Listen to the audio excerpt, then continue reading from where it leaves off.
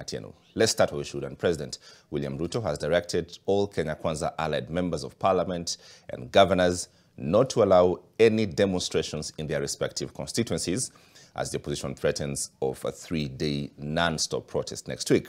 The president has asked the leaders to use all means necessary to stop the protests, even if it means to have groups to counter opposition protesters.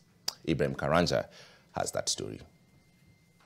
Elected under the Kenya Kwanza banner and their colleagues who defected to the ruling party, members of parliament trooped to State House responding to an impromptu invitation through a WhatsApp message by Majority Whip Silvanus Osoro.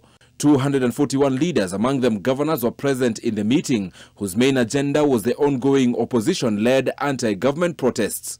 President William Ruto directing each elected leader to ensure that no demonstrations takes place in their respective constituencies. The plan may see a section of MPs and governors getting groups of their supporters to come face-to-face with Azimio demonstrators in a bid to stop the protests. A statement by leaders of majority in the two houses of parliament confirming the position. The statement saying, and I quote, "What we are witnessing is not an exercise of freedom to assemble as enshrined in Article 37 of the Constitution. Instead, it is purely a criminal effort by paid and hired gangs to create mayhem, anarchy and terrorism against Kenyans and sabotage a legitimately elected government." The joint statement by Kimani Ichung'wah and Aaron Cheriot further confirms the directed role of elected leaders in an attempt to quell the protests by saying, and I quote, "As elected leaders of Kenya Kwanza, we have resolved to cooperate with the police and our constituents to ensure that there is no further loss of life and livelihoods. Going forward, we and the people shall protect property, guard peace and lives from these destructive elements." It further says, on Wednesday, we shall protect our country, our people, our property and our democracy. End of quote. In the PG at State House, it was agreed that a handshake between the president and the opposition chief Raila Odinga is out of question. The meeting also saw jabs thrown at retired President Uhuru Kenyatta, with members of parliament told that he is the man behind destabilizing the country by allegedly funding Raila Odinga, who in turn works with former Mungiki leader Maina Njenga.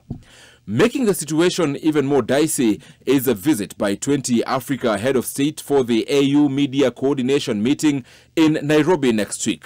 According to the Ministry of Foreign Affairs Cabinet Secretary Alfred Mutua, 6 heads of state and governments from Comoros, Gabon, Egypt, Libya, Senegal, Nigeria and Djibouti have arrived, while Burundi and DRC arrives in the morning.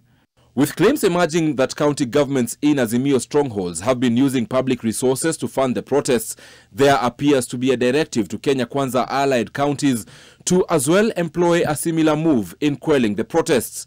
It is also reported that the meeting was not happy with the Inspector General of Police, Japhet Kome, with the leaders saying that the police boss has been unable to contain the protests despite the government giving him financial autonomy, and for the apparent lack of coordination with Interior CS Professor Kithure Kindiki. Though all sources who spoke to NTV declined to say the specific action that will befall demonstrators, they all indicated that it will be messy, a statement corroborated by the Interior CS Kithure Kindiki. Mukijisingizia siasa, mujaribu hiyo Jumatano, mujaribu hiyo Alhamisi, mujaribu hiyo Jumaa, mtapata chemtamakuni. On the Halted Finance Act of 2023, the meeting was told of a plan for the executive to sit with the judiciary to make them see through the importance of the act and perhaps change the tides. Ibrahim Karanja, NTV.